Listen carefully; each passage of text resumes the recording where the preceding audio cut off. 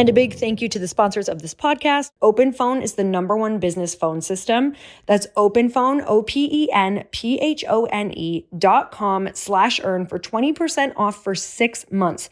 And cancel your unwanted subscriptions and reach your financial goals faster with Rocket Money. Go to rocketmoney.com/EYH today.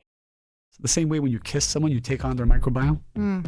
When you're around someone or you depend on someone, like I depend on the people in my life, you absorb their spiritual microbiome. And so if they think limited, you will start to feel limited. If they're angry, you start to be angry. If they're controlling, you start to be controlling. Wherever we're at in life right now, really, you can be infinitely greater, even if your body, your mind is telling you you're at your limit. So you're telling me to host a dinner party with incredible people and lick all of their silverware. Well, I don't want their microbiome. Okay, fine. I just want whatever they manifested energetically in their life.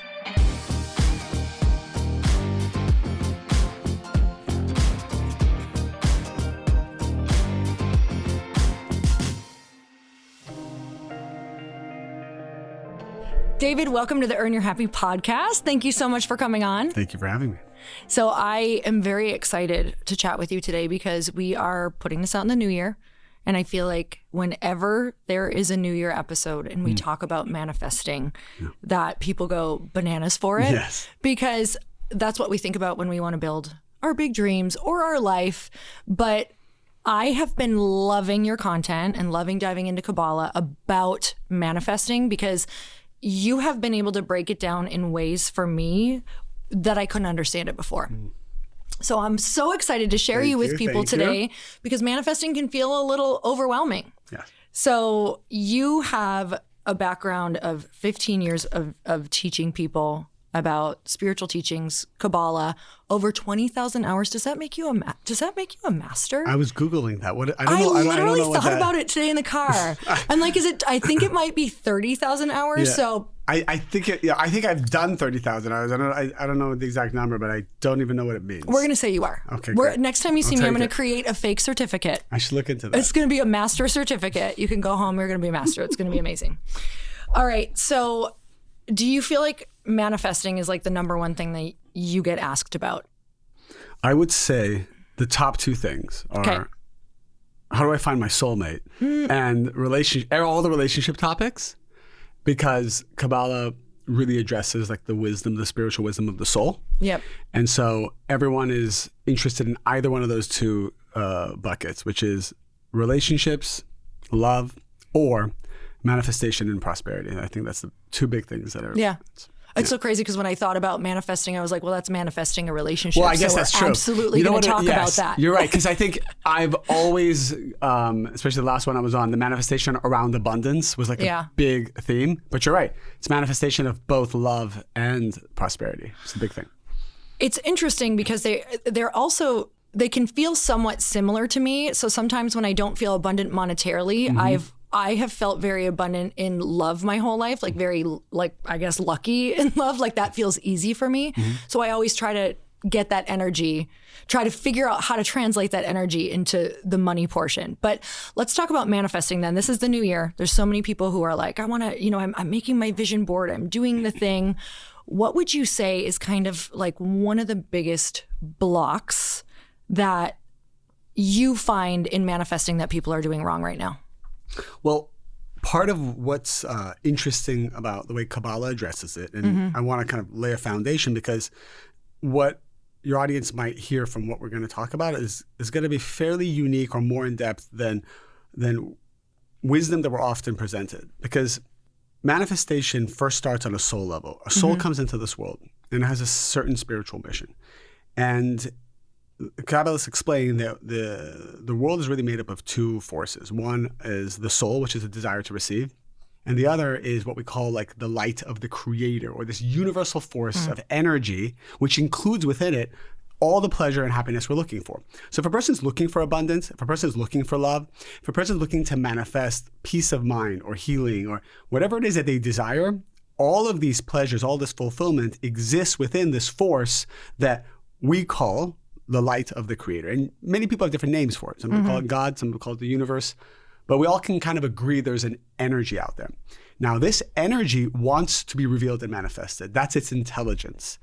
Our souls were created in order to receive it. However, the reason why we come into a world of darkness, we come into a world without a connection to our soulmate, we come into this world without really knowing what our purpose is or even how to manifest it, is because we as souls chose this darkness so that we could activate like this God gene inside of us and become creators. Now, the way we do that is that our soul comes to this world with a certain set of spiritual baggage that we've brought maybe from many lifetimes. And these are all the fears that we have. These are all the traumas that we have.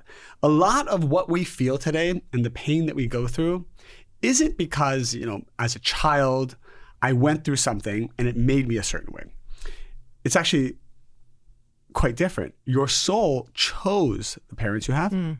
Your soul chose the boyfriend that you met in high school, or the. Are you sure? I'm just kidding. I'm sure now. Your soul actually your soul called it in. I'm positive now, but you're positive. But at the time, it's hard to see that. It wasn't looking good. Yeah. Right. And the truth is, anyone who's going through a difficult time now in their relationship, like you need to know that your soul actually, from the moment you came into this world, called in that destiny, knowing that that person would be perfect to awaken inside of you the aspects that need to be changed and those fears and that negativity. Now, why?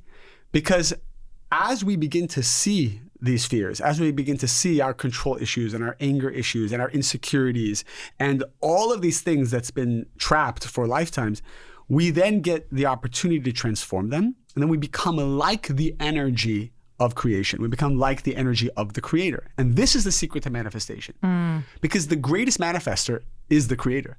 The creator has created creation. There's nothing more powerful of a manifestation. Someone creates a unicorn brand, or somebody creates a beautiful skyscraper, or somebody runs for a political office and becomes a president or a king, or goes into the position of a king. These are all very powerful things and they're great manifestations, but there's nothing more powerful or big or infinite than what the creator has created. So when we vibrate on that level of the creator, which is what Kabbalah explains how to do, when we have affinity of form with that energy, then manifestation opens up in the biggest way. So a lot of times people come to me and say, well, you built this brand. I have a vitamin company called Miracle Organics. People are like, what did you do to build a brand that eventually became a unicorn brand? And I don't really have advice that is practical of this physical world. I don't have a business background. I've never built a company before in my life. Neither has Mary Ruth. You give me so much hope. Yeah, I mean, that's literally, I truly believe. I listen to you because I'm like, keep preaching, keep telling me. Okay. Yeah, I mean, we have 210 employees. I literally believe each one of them knows more about business or what they do than I do. And one of the things that Mary Ruth and I realized when we founded the company, and we still own the company fully today, 10 years later, is that the way to attract the right employees, the way to attract the right ideas for products, the way to make your product shine on a shelf, the way to even get the divine inspiration of what the packaging should look like, right? Our logo, if you've seen it, it's like a Harvard case study of what great branding is. But the truth is that logo was made in 15 minutes and it cost me about $26. So I took a photo of Mary Ruth just with an iPhone.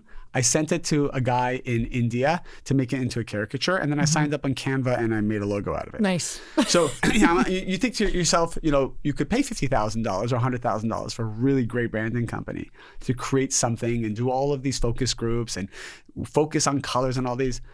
But if you could plug your soul into the light of the creator, if you could vibrate on this level of consciousness, which is all the things that I'm trying to speak about that I've been taught, then you're accessing something even much more powerful than these branding companies, than these focus groups, than all of it. And I'm not saying those are bad, but if you could first plug your soul and consciousness into this infinite force, then that infinite force will open every other gate for you and maybe introduce you to all the right branding companies or companies you need to even work with. So kind of the summary of that is, before you go out into the world and try to manifest something, realize that all the gates will open for you if you first take a step back and plug your soul into this infinite force. And that's what Kabbalah is teaching. So is it, when I first started learning it, it was like, of course I would have all of these things that I desired, but also really trying to take to heart on, if you're desiring something, you talk about go for the walk and forgive someone or clear this baggage that you've had. So when somebody's listening and you're talking about plugging into the light of the Creator, like how do you use your daily life? Like, what does that look like? You wake up in the morning, you're drinking your coffee, somebody texts you, you get upset. Like, what does it look like in a day-to-day basis to start plugging in? Yeah, I mean, that's probably what people are asking right now. That sounds good. What does that mean practically? Like, how do I plug in to that energy? So the way to connect with anything is affinity of form. When you have similarities to something, you get closer to it. And when you have a dissimilarity to something, you grow farther apart. We see this in relationships. We see this when an employee doesn't have the same vision as the founder. Yeah. We see this in so many different parts of life that we feel attracted and close to people who understand us and relate to us and have similarity of form. Now, if this is true, and it is, then we must understand what are the qualities of this energy. If you want to connect to this energy, first learn what are the qualities of this energy. Once you know the qualities, then your life should be dedicated to becoming in similarity of form with those qualities. It's very simple. So the first quality, probably the simplest, is this idea that the Creator or this energy is not a reactive force, but it is a proactive force. Now, what does that mean? What is the definition of reactive behavior? Reactive behavior is any thought, word, or action that comes from a place of lack or fear in order to connect to instant gratification. So what's going to happen is, this is how it works. You wake up in the morning and you say, I want something. Yep. So give me an example of something that a person might feel either consciously or unconsciously that they desire to manifest. I want, you're scrolling on Instagram. I want to be a part of that friend group. Why am I not invited? Okay. So let's say I want, if we have to kind of broaden that, I want to be part of a social group or a group of people who have access, who have influence, who are maybe great people. And I want to be part of that. I wasn't invited to that. I don't even know how to become part of that, but I crave it. Now, what's interesting is, why did you see that on Instagram? Why did this desire even come up? The reason this desire came up is because the fulfillment of that desire came first and showed you, awakened in you to have a desire to come look for it. So what does that mean? It means that you are actually meant to be part of, let's say, that social group, or maybe a different one that is as powerful. And because you are meant to and destined to be part of it, it's part of what your soul is meant to have. This energy actually comes to you, pushes you to go to Instagram to look for it. It's not that you just had a desire randomly and went and looked for it. And it's not even that you were randomly scrolling and something popped up and then you had a desire. That's not how spirituality works. The light comes before the vessel. The cause comes before the effect. The fulfillment comes before the desire. If you have a desire for something, it's because the fulfillment of that desire came first. It means it exists. It's waiting for you, and it prompted you to look for it. So if you want a soulmate, it means there's a soulmate out there that's asking you to look for him or her. If you think that you are meant to be a billionaire, like truly in your heart, not everyone is. Like if I ask someone, like, would you like $1 billion? They would say, sure. But do you feel like you're meant to be that? I don't know many people who would say I'm meant to be that. Right. If I asked you, do you feel like you are meant to be the president of the United States? You would think for a moment and say, I don't think I'm meant for that. Right. Which means it's not part of your destiny. So when you feel something in your heart, in your soul, deep inside, like I'm meant to have this, I'm supposed to have it, it's actually unnatural that I don't have it. Yes. That means that that energy is waiting for you. It belongs to you. No one else can take it once you're ready for it. Someone might be holding on to it until you're ready, right? Someone might be married to your soulmate because you're not ready. Someone might be holding on to your wealth because you're not ready. But that energy is calling you, sending a spiritual signal to come look for it. So that's the first step. Once I have a desire, it's because this energy is already there. Everybody who's listening, you need to know that with certainty, because sometimes we have doubts. Oh, I want to be successful, but I'm not sure it's possible. If you want it, it means it's possible. Then the second thing that happens is, well, why doesn't the energy come in? I want it. The energy wants me. Bring it in. There's an issue here. Our soul, when it came to the world, if it was only that easy, right? Exactly. Our soul, when it came to this world, said, I don't want anything for free.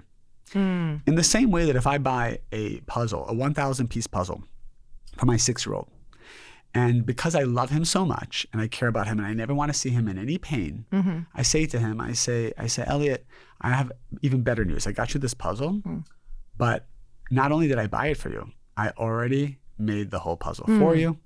And here's the whole puzzle, and it's yours. He's going to look at that. And he's going to be like, this is not a gift. This means nothing to me. You might be interested in it for 5 seconds. He's going to walk away. What did he really want? He really wanted to build the puzzle himself. There's fulfillment that comes from when I choose to build something. So we told the Creator, bring me into a world that I have to create.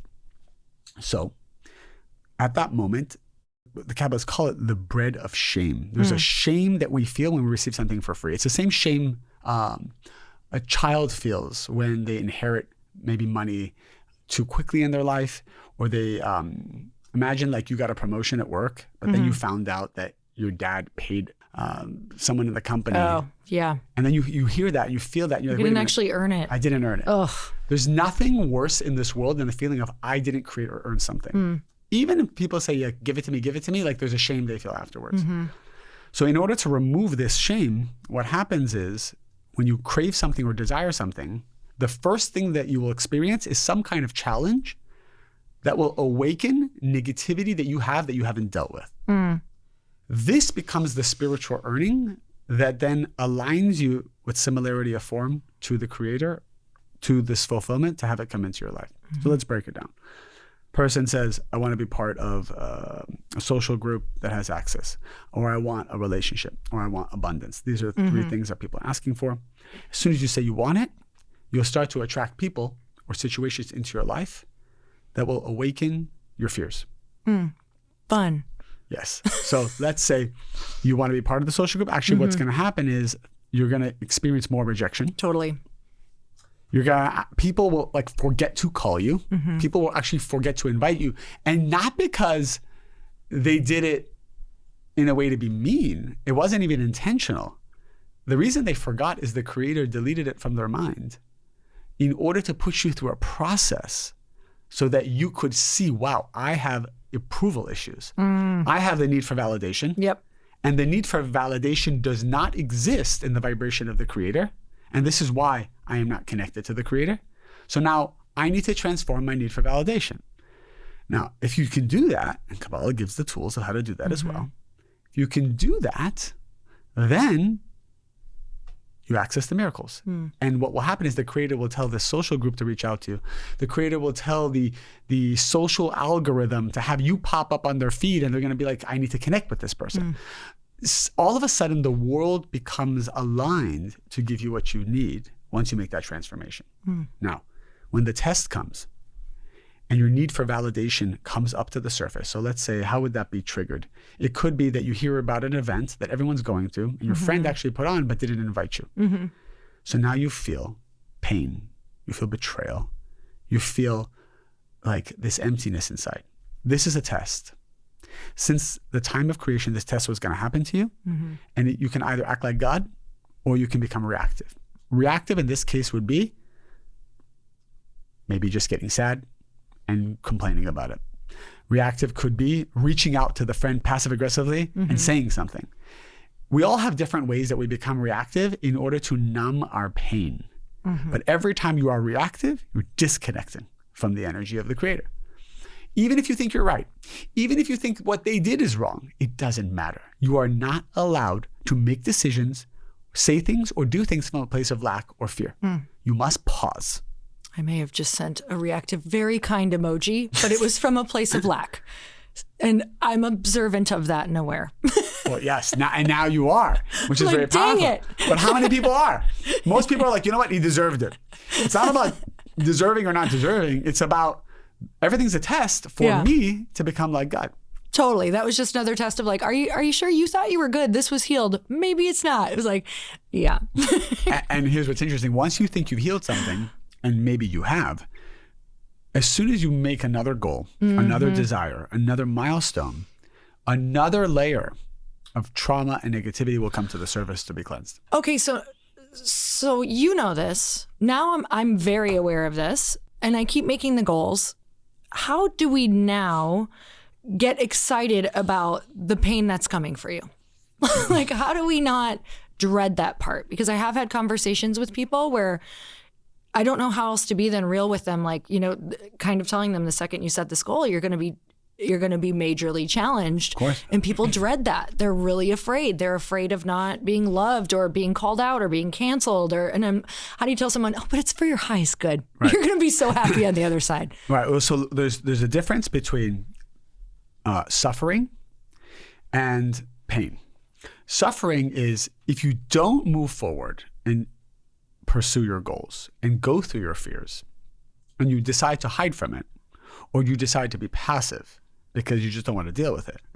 Your soul still wants everything to be revealed. The world's still spinning. Everything's still moving forward towards perfection. You cannot actually make that decision not to grow. So what will happen is... Oh, man. Yeah. So that's rough for people. Yeah. So that's suffering. So what will happen is the universe will conspire to push you out of your comfort zone. And so this is suffering. Pain is actually not so bad. Pain is like you go to the gym. Yep. When you go to the gym, yeah, it's uncomfortable, it's painful, but it's very different than not going to the gym, having low dopamine, having low muscle mass, having health issues, and then the doctor telling you got to go to the gym. So one is suffering pushes you towards health. But the first one, which is the proactive, is you go out and you seek it.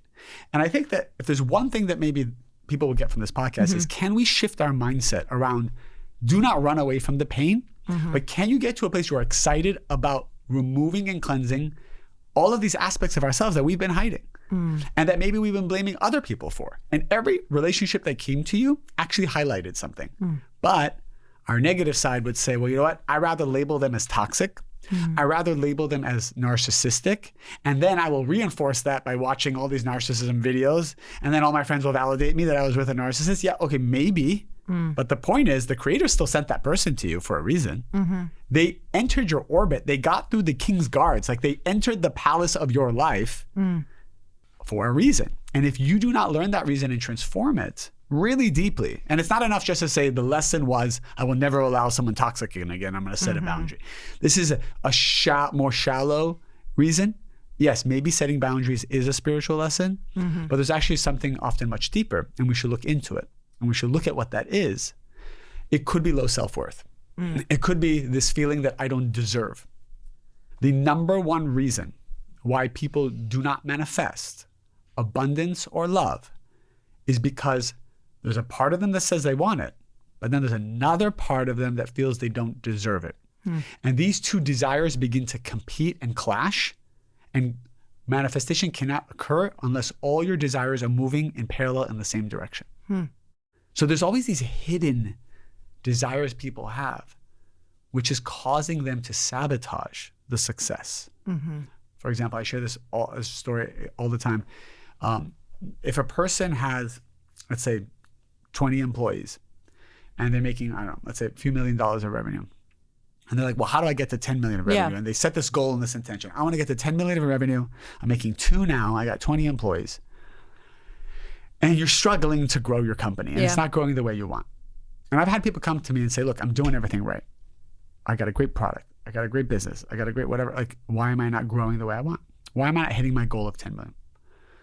Well, technically, if you want 10 million, it means the creator wants it for you too. It also means the energy is there. So it's not an issue with the energy. The fulfillment of this goal exists. There's an issue with the vessel. There's an issue with something inside of us that's not letting the energy in. So I asked this question. I said, what do you not like about your job? What do you not like about your company? The start of a new year is the perfect time to get organized. And if you guys didn't know, I choose a word every single new year. And my word this year is actually organized. So it's huge to set goals and prioritize what really matters most. And for me this year, it is organization, systems, and streamlining. And so it's a top priority for everything that I'm about to tell you and my financial wellness, which feels more important than ever. And thanks to Rocket Money, my goals feel super achievable, and they show me all of my subscriptions of everything that I have right in one place. And it helps me easily cancel ones that I forgot I've been paying for. I know that you guys are probably doing this right now on your phone. Rocket Money pulls all together, all of my spending across all of my different accounts, so I can clearly track my spending habits and see where I can cut back. And Rocket Money is a personal finance app that helps find and cancel your unwanted subscriptions. It monitors your spending and helps lower your bills so you can grow your savings. You can see all of your subscriptions in one place and know exactly where your money is going. So for ones you don't want anymore, Rocket Money can help you cancel them. Rocket Money's dashboard gives you a clear view of your expenses across all accounts. You can easily create a personalized budget with custom categories to help keep your spending on track. See your monthly spending trends in each category to know exactly where your money's going. Get alerts if bills increase in price and there's unusual spending activity, or if you're close to going over your budget. Rocket Money has over 5 million users and has saved a total of $500 million in canceled subscriptions, saving members up to $740 a year when using all the app's premium features. Cancel your unwanted subscriptions and reach your financial goals faster with Rocket Money. Go to rocketmoney.com/EYH today. That's rocketmoney.com/EYH. rocketmoney.com/EYH. I am so excited to share this next podcast sponsor with you because I am not even kidding you. Chris and I were just on a walk last month and we were talking about how we want to get separate phone lines for our business phones because we feel like we're missing things in our business, and we also want to set boundaries with the time frame that we are answering messages, and we want to really have that line between personal and business hours as well. And you guys know that running a small business means that you're wearing all of the hats, and your personal phone literally becomes your business phone, and before you know it, you're juggling customers all day long, all night long. And if you coach people especially, or you text people on your phone, this is really where it starts to feel like it becomes impossible to manage with your personal number. And that's where Open Phone comes in. Open Phone is the #1 business phone system. They'll help you separate your personal life from your growing business. So for just $15 a month, the cost of a few coffees, maybe 2 coffees for me, you get complete transparency and visibility into everything happening with your business phone number. So Open Phone works through an app on your phone or computer and integrates with HubSpot and hundreds of other systems. They use AI-powered call transcripts and summaries, so you'll have a summary of your phone call with action items as soon as you hang up. And if you miss a call, automated messages are sent directly to your customer, meaning you'll never miss an opportunity to engage with them.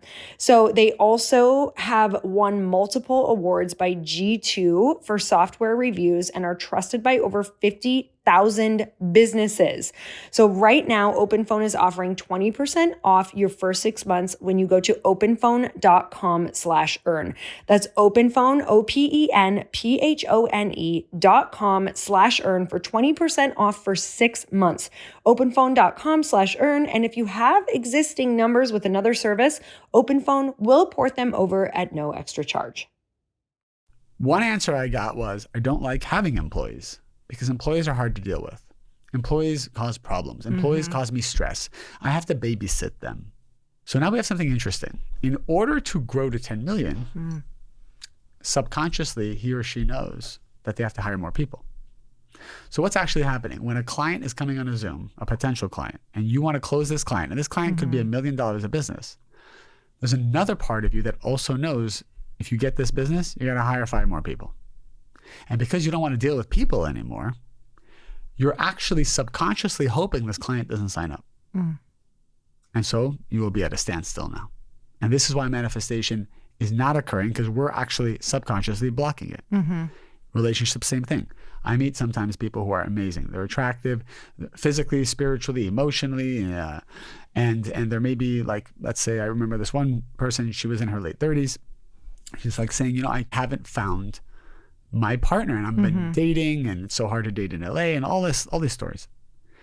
And she's like, I don't understand. Why is it so hard for me to find someone? So we have to kind of look at her desires as a pie chart. There's maybe 70% of her that wants to settle down and be with someone. But maybe there's 30% that she's not really aware of or honest about. That maybe 20% of that 30 is she wants to stay independent. She has a belief system that a man is going to control her. Or she has a belief system that she wants to keep her options open. So what's happening is this 30% is going to sabotage the 70%. And what will happen is she'll go on some dates, but as soon as it moves forward towards something that's healthy and real, the 30% kicks in and says, I want my freedom. I don't want to be controlled. I don't want to be hurt. Yep. And then she will find a way to sabotage it. So the question really is, as people are listening, if something's not moving energetically for you, most likely you have competing or limited belief systems and desires that are clashing with each other. Oh man. So this is, I mean, real-time story of where I'm at is I've always been able to produce a certain amount of money that feels really good. Okay. But for some reason, like breaking through that certain amount, it's like something. So it's at a standstill. And we'll have multiple streams of income. And right when like something starts taking off, this one stream will fall off. So then it's like, I feel like I'm always replacing to kind of stay at this exact spot. And so this is like a yearly number, let's say. Yes, we're always kind of hitting around the same yearly number for the past, I'd say like 3-4 years. And was it easy kind of to get to that number? Yes, which was weird because we went from kind of like 0 to all of a sudden like, whoa, really fast. And now can't break through that spot. Okay, so that reminds me of another client I had when I used to do my coaching. He came to me and said, I've built 3 companies and each of them I can scale to 10 million of revenue so easily. But every time I hit 10, there's a problem. Yeah. A lawsuit happens, product malfunctions, employees quit. Something always goes wrong at the 10 million mark. Yeah. It means that there's a belief system above 10 million of not deserving or thinking that it's actually going to cause you more pain than pleasure if you go beyond that number. That might be it. Like I feel like I'm going to be so exhausted. There it is. By the way, there it is. Yeah. That is actually one of the biggest things people say. I am so exhausted.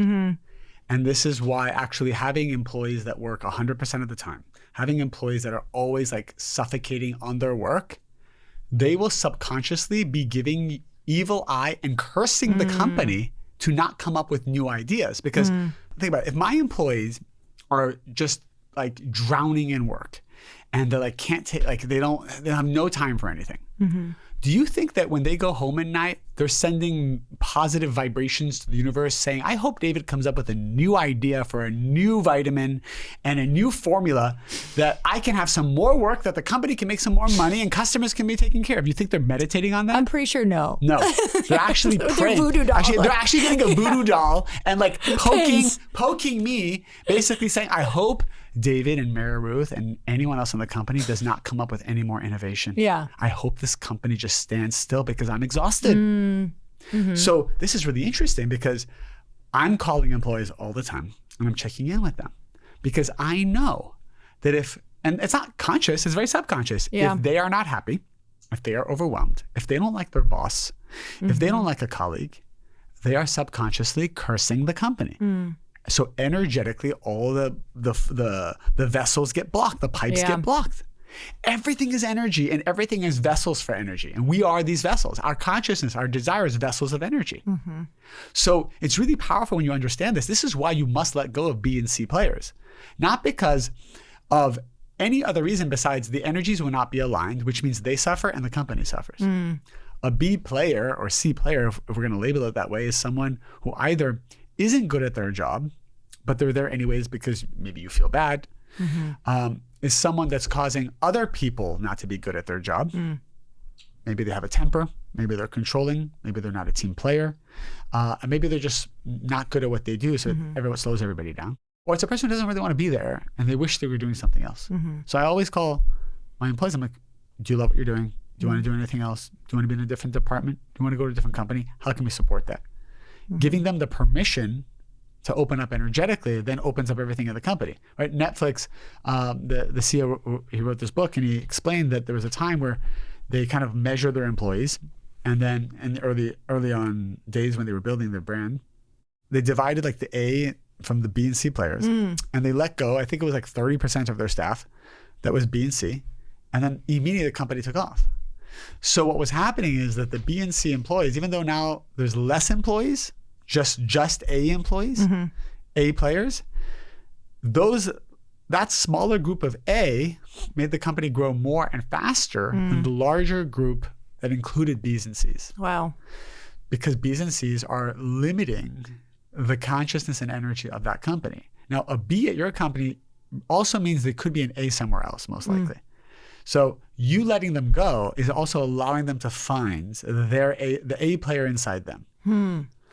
So what you just said about exhaustion is so important, because if you're exhausted, you are secretly telling the creator, no mas, no more. I do not want more money, no more clients.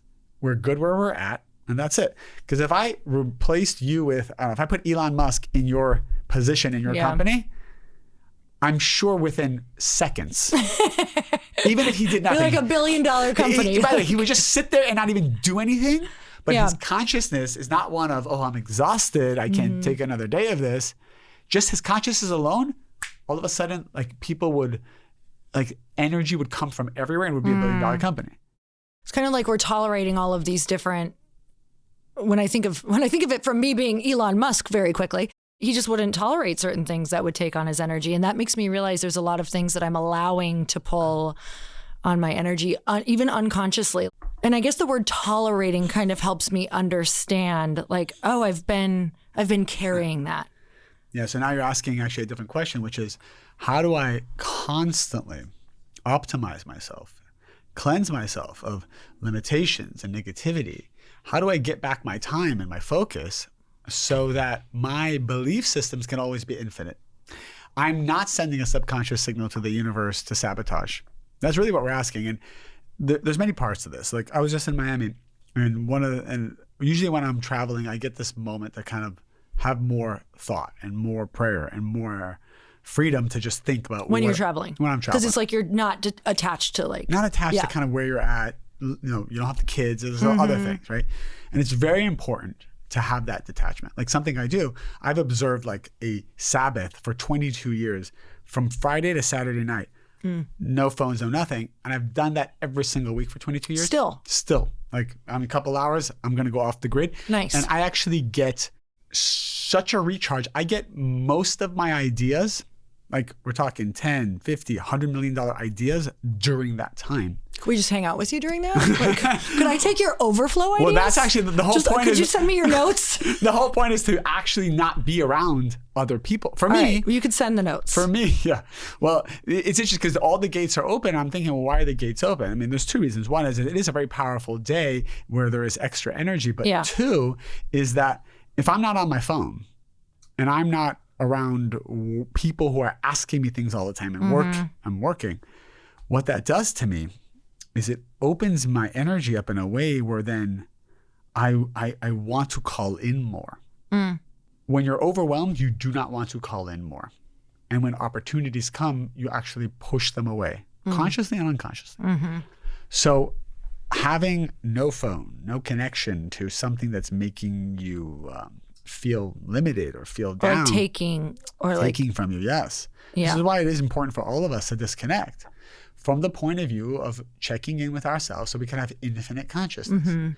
Infinite consciousness means I'm telling the creator and the universe, I'm willing to have it all, despite being exhausted, despite having children, despite having maybe some challenges in my marriage right now, despite I'm willing to still call in all the energy. I'm willing to go through the pain. I know that I will never receive a challenge I can't handle anyways. And I also ask the creator to guide me through it.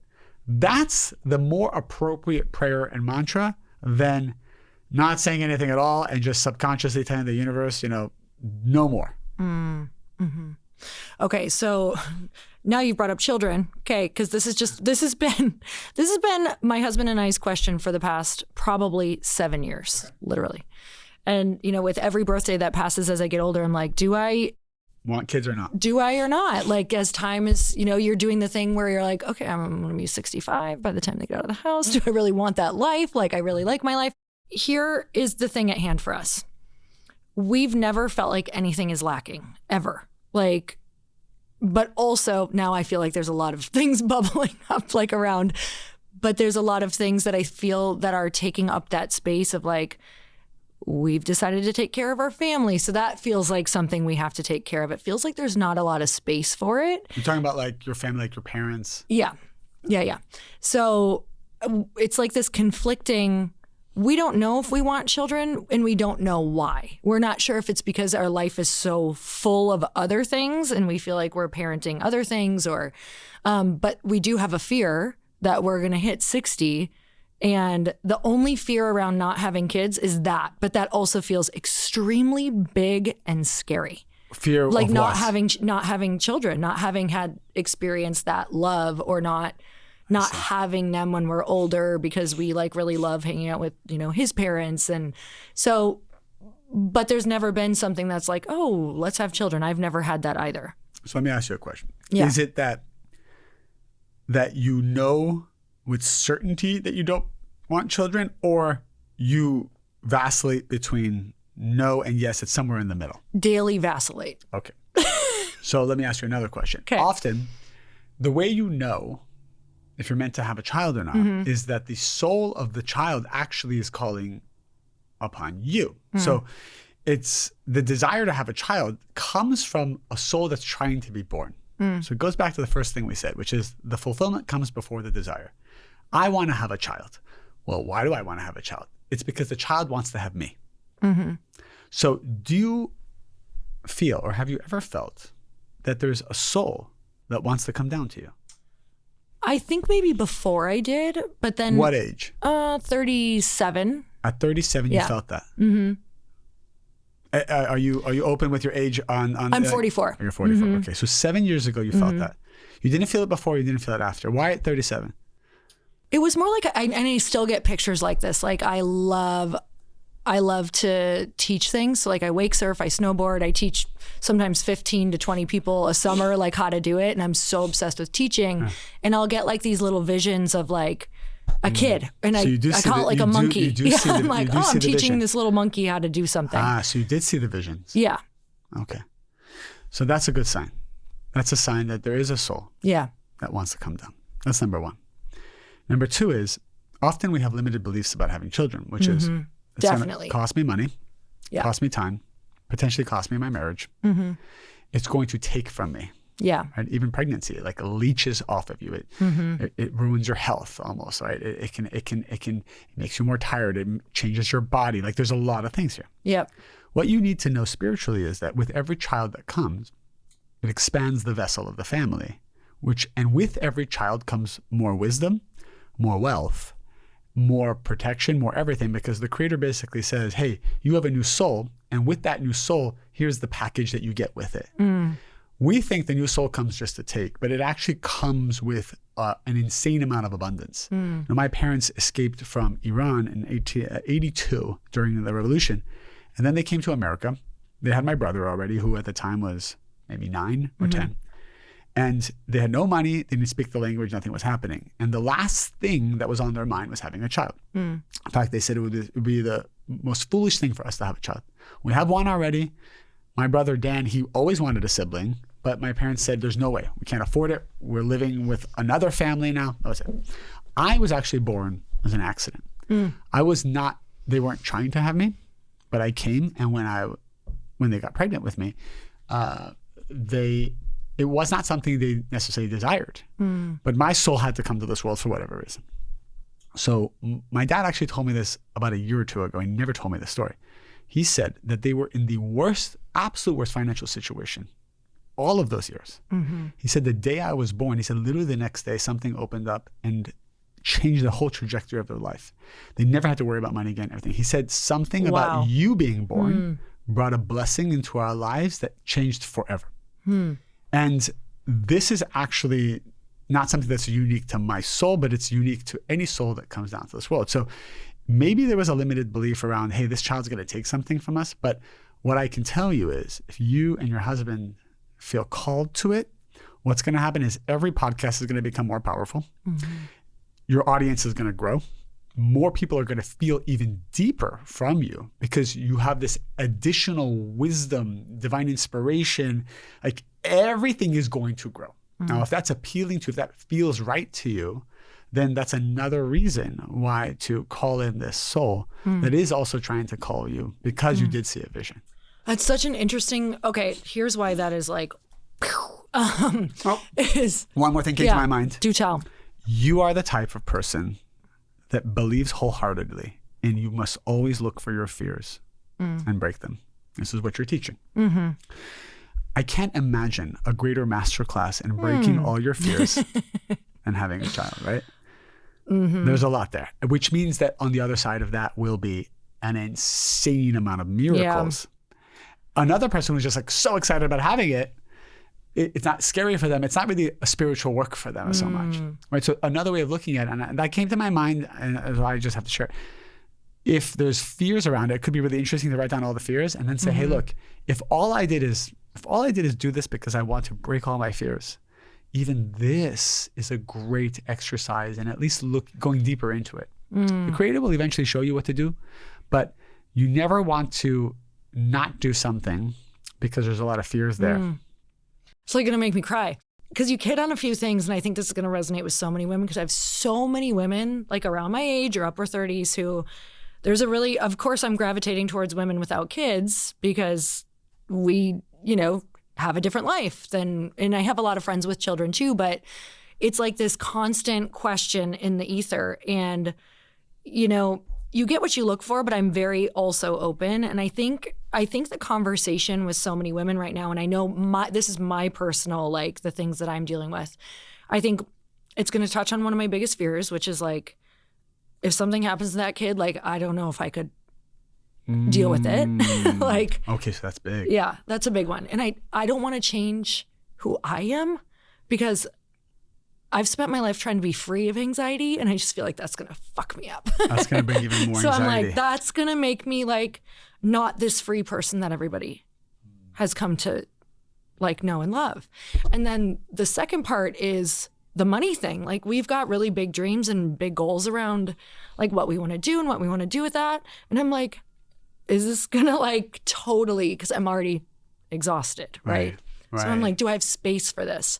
Which, by the way, if we had a child, I think it would be adoption at this point. But my dad was adopted, so. An adoption, by the way, when that happens, is still, even though it's not your biological child, it's still the soul that was meant to be with you. That's what I was going to ask you. Yeah, so that soul like, will come. Please tell me. Yeah, okay. So that soul will come into that body that was going to come anyways organically if you got pregnant. Which would be great if you're like 4 or 5. It'd be awesome. I'm just kidding.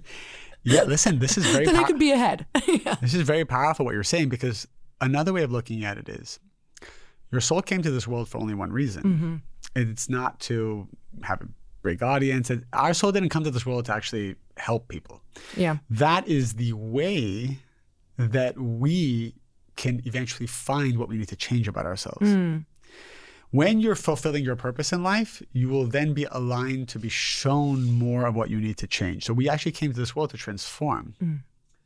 And so one of the questions to really ask is, if all these fears and anxieties I have, do I feel that this is the lifetime that I need to actually confront them?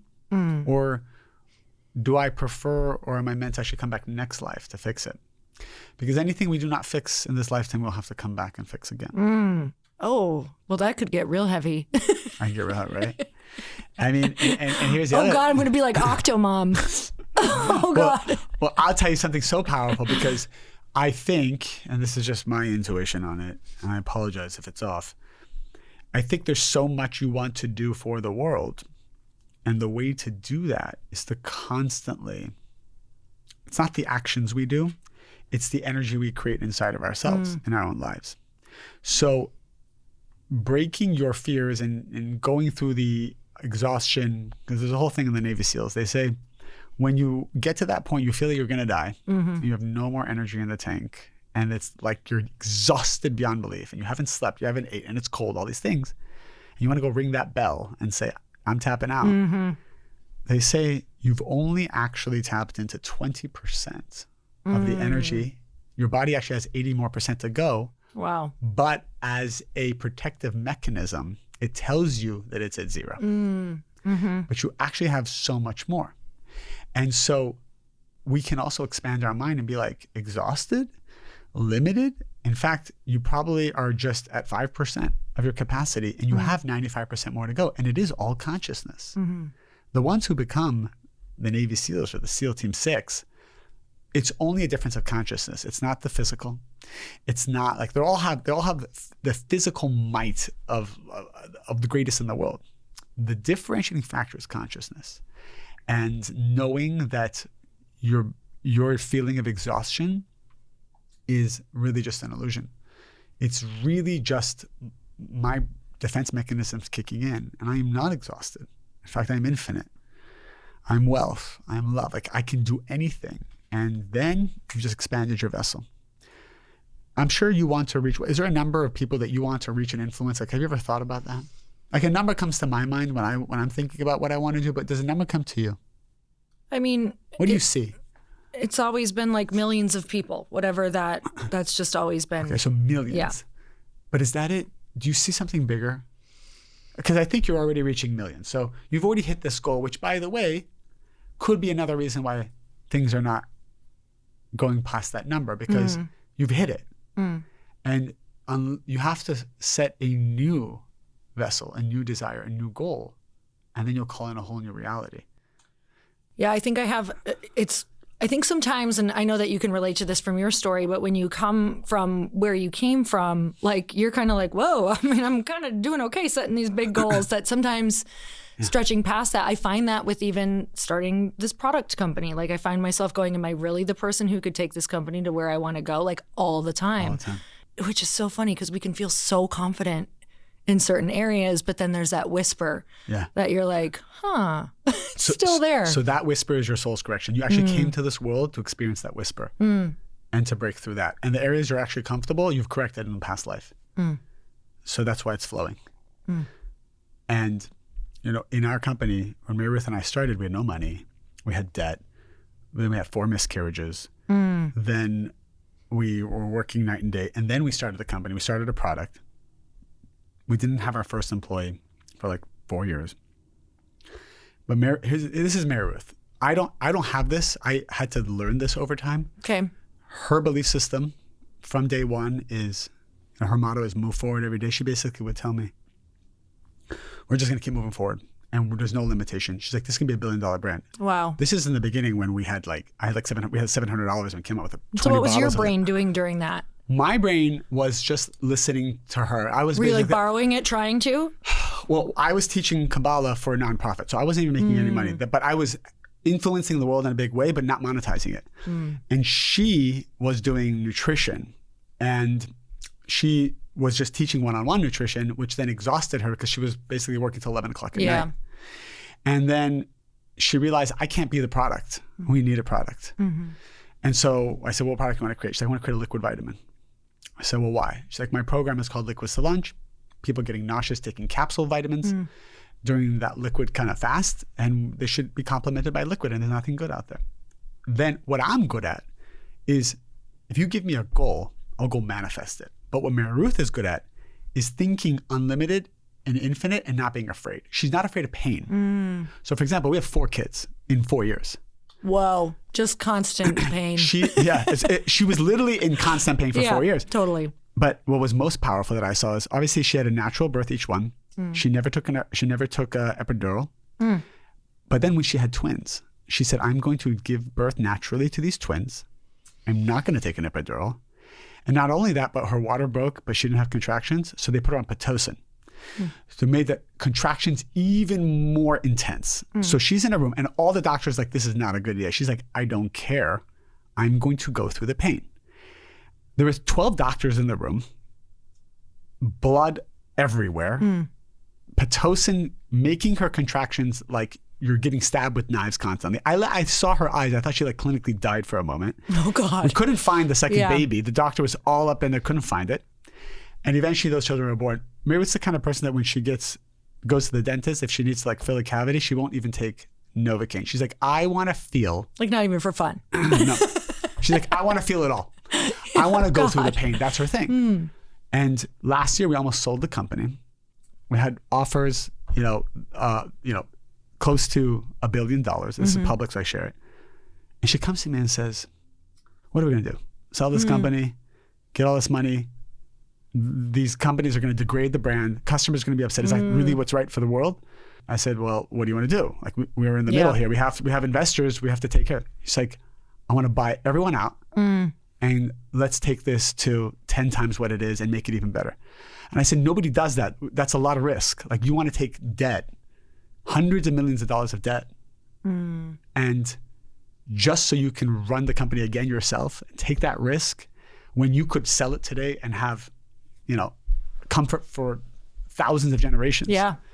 And she said, which one's the more painful route? She's like, either we're expanding or we're dying. She's like, you think getting this money is going to make our life better? And then she moved forward and we bought the company back. And every day, that's what she keeps saying. She said, wherever the pain is, wherever the darkness is, well, let's go there because that's where the miracle is going to be. And what's interesting is we've got 4 kids at home. We had our own relationship, transformations. So many things happen. But her mindset is, she's always recalibrating to realize that there's more space. There's infinite things that can happen. She just keeps changing her mindset. So I've learned that from her. So a lot of what I teach is that I've been blessed with amazing people around me, she being one of them. Aisha, my manager, is amazing. I got people around me that are just always, that's something that I've prayed for. I want only people around me who don't have a limitation in the way they think. Because you absorb their aura, you absorb their consciousness. The same way when you kiss someone, you take on their microbiome. When you're around someone, or you depend on someone, like I depend on the people in my life, you absorb their spiritual microbiome. And so if they think limited, you will start to feel limited. If they're angry, you start to be angry. If they're controlling, you start to be controlling. So I think this is very powerful. It's very powerful. There's just, wherever we're at in life right now, really, you can be infinitely greater, even if your body, your mind is telling you you're at your limit. So you're telling me to host a dinner party with incredible people and lick all of their silverware. You get the best of both worlds. Like they leave and I'm like, yes, you get the best of both worlds. I think that's actually a pretty smart. I'm like, would I get better from that? Technically. Every week I try at least 1 or 2 times to reach out to someone who's doing something better than me and take them out to lunch or go for a walk. And lick their fork. Well, I don't want their microbiome. Okay, fine. I just want whatever they manifested energetically in their life. No, that's so smart though, and that is so true. That is one of the things that Chris and I have always done early on. We understood that if you just get yourself in the rooms with these people, you change. You change. Like, I mean, it's kind of true when you look both ways. Why do parents not want children to hang out with the bad kids at school? Because you change in that way. But what we never thought about growing up is like, no, that's why you move to California, you learn really quickly. There are people who are like, I want my kid at this school. I want them in this neighborhood. And it's like, because you are a product of that. Correct. You become like them. I gave a seminar last night to a few hundred people who are in the Persian community, actually. And we talked about the limited belief systems that exist in this culture, which many Middle Eastern cultures have this a similarity, or even Asian cultures have it. And one of the things we talked about is how these parents are often worrying about their children so much, and they have so many opinions about who they should hang out with and how all these things. And I said to them, look, the truth is your child's consciousness is 95% being shaped by you, the parent. They're spending the most amount of time with you. They're connected to you on a soul level. They're sleeping in the same house as you, so that vibration of the house is seeping into them. The same way we don't like to keep the Wi-Fi on because the EMF is hitting us while we're sleeping. Yeah. Your parents' consciousness is hitting the children while you're in the house.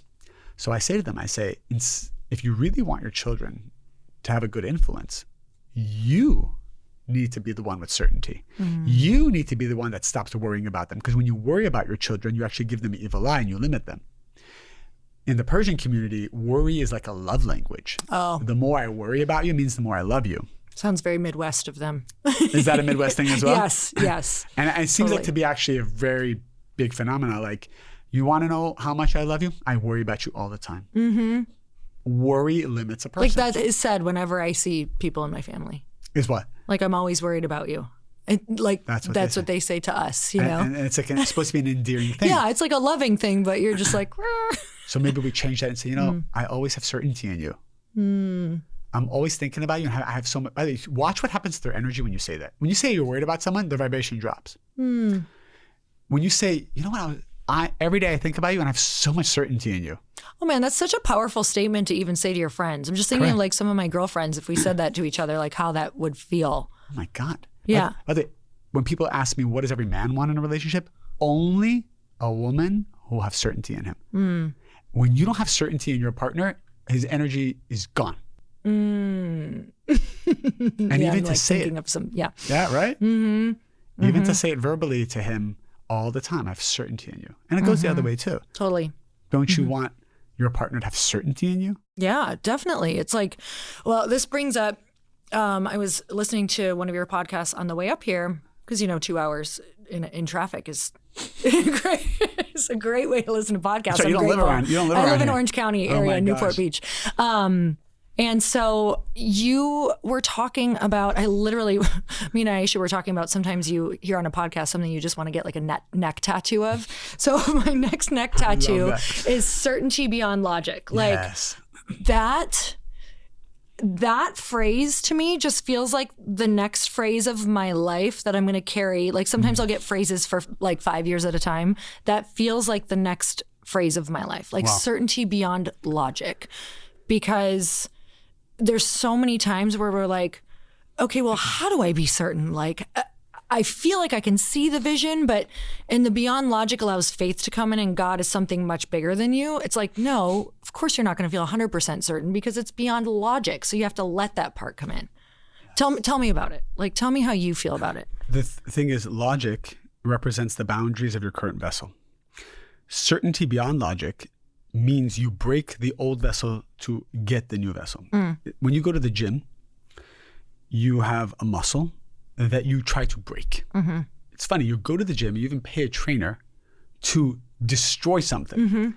Something about breaking the muscle is what makes it stronger, versus why don't you go massage the muscle? If you massage the muscle, it atrophies. So breaking it makes it stronger, massaging it and making it comfortable makes it weaker. You become Wagyu. You become like that. Exactly. That's exactly what it is. Totally. That's what they massage the cow in order to make it weaker. Like, don't move. We want to make you weak and soft. Exactly. Yeah. So what happens is we're given situations in life, no matter what level you're at, you're going to face this, where right before you go to the next level, you're going to feel darkness and confusion. And you're not going to be able to see what's going to happen. It's very hard for people. When you can't see where the money's coming from, when you can't see how you're going to get pregnant, and you're having difficulty, when you can't see where the healing is going to come from, when you can't see where the love is going to come from, when you can't see how this marriage is not going to like become what you've always wanted it to be, or your child, like you can't see it, this is the most powerful moment of your life. This is the moment where you can create the most miracles. This is the moment you can create a whole new destiny and a whole new life when you see nothing. Why? Because what it's doing is your logic is just being decimated. So your vessel is being decimated. You're actually breaking the muscle down. And in those moments, we're just looking for answers all the time. Don't look for answers.